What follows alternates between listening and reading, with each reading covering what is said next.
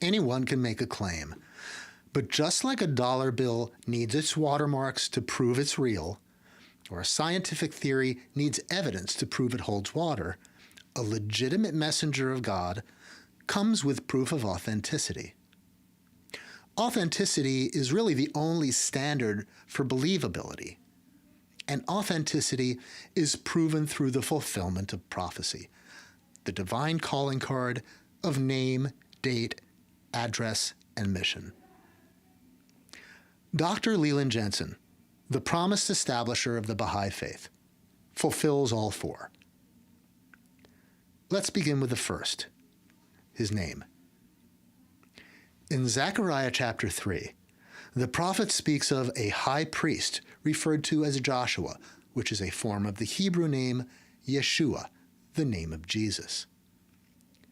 This Joshua Yeshua has iniquity upon him, and in verse 4 it says that this iniquity is removed as he's chosen to carry out a sacred task. In verse 9 God says, I will remove the iniquity of that land in one day. The Hebrew for that land is haretz, literally the land. So the iniquity of Joshua and the iniquity of the land are one and the same.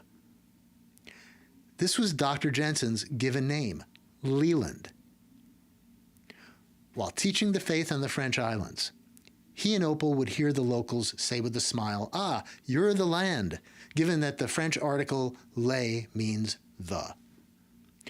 But more than that, the name Leland actually means an open, uncultivated piece of land ready for new growth. In other words, Leland is that land. The iniquity of Joshua and the iniquity of that land, Leland, is the filthy garment or dirty jacket charge, and it says that God removes that iniquity. Isaiah 33 expands the vision. Thine eyes shall see the king in his beauty, they shall behold the land that is very far off.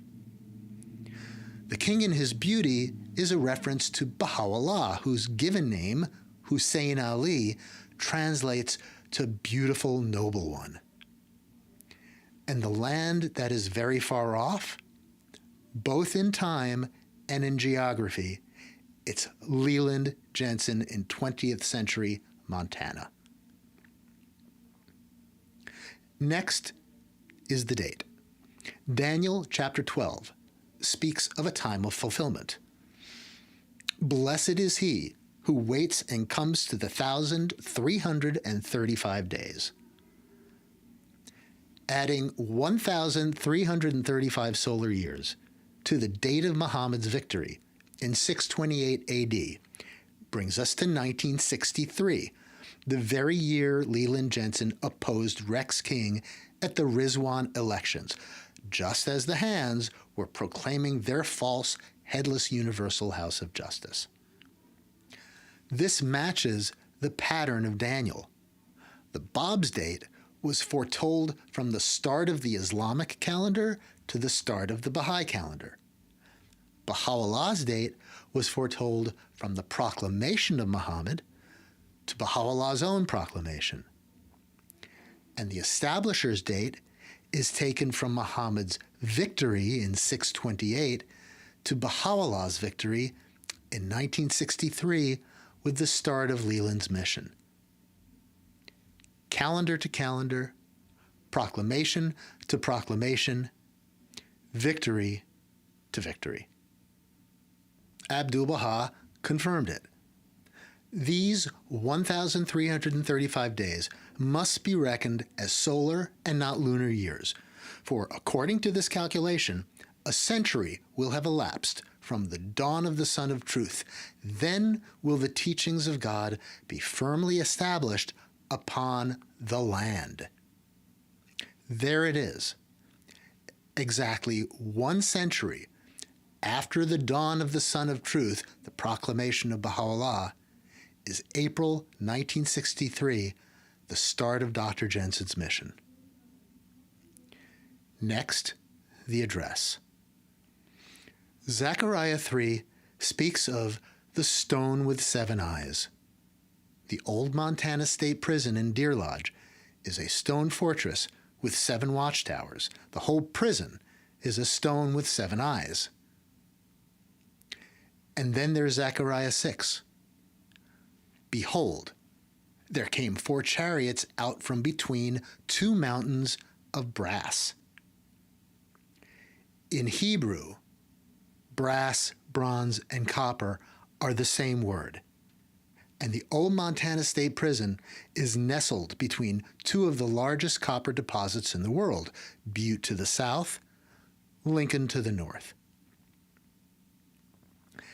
And all of this happened where half of the waters flow to the eastern sea and half to the western sea, as described in Zechariah 14:8.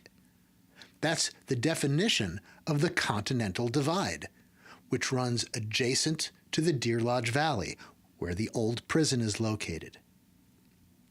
Finally, the mission. According to Zechariah 3, the mission of Joshua, or Jesus the high priest, is to restore the 2 branches of the covenant: the rod of wood, the Davidic line of guardianship, and the rod of iron, the body of the universal house of justice. Doc did both. He was the only one who recognized Joseph Pepe Remy, Mason's adopted son, as the legitimate guardian, while others clung to rival claimants or abandoned the institution altogether. Doc stood firm on the provisions of the covenant. And through continued epistles and appeals, he convinced Pepe to fulfill his responsibility to appoint his successor to the guardianship before he passed. Doc raised up a body of believers educated in the faith, trained in the covenant, and at one point, a third of the entire Montana State Prison called themselves Baha'is. He also restored the 4-stage plan for the Universal House of Justice laid out by Shoghi Effendi. He had reestablished the line of David, he had reestablished the plan for the House of Justice, and according to Revelation 2, verse 26, his mission is promised victory. To the one who conquers, I will give authority over the nations. As the world writhes in travail, receive the education of Leland, the land, the return of Jesus, the high priest. Visit schooloftheland.com.